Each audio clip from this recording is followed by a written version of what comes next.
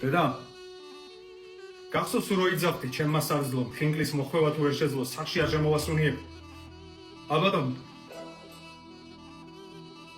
აბარა სიტყვი ახლა ამასაც დაიწუნებ რას ლაპარაკობ დედა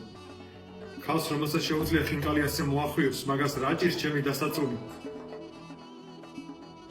მოიცადე ერთი წამი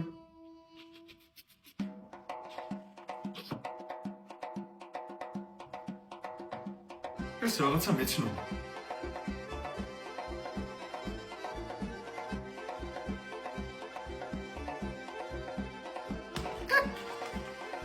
ესე იგი ამან მოახვია რა ხინკალი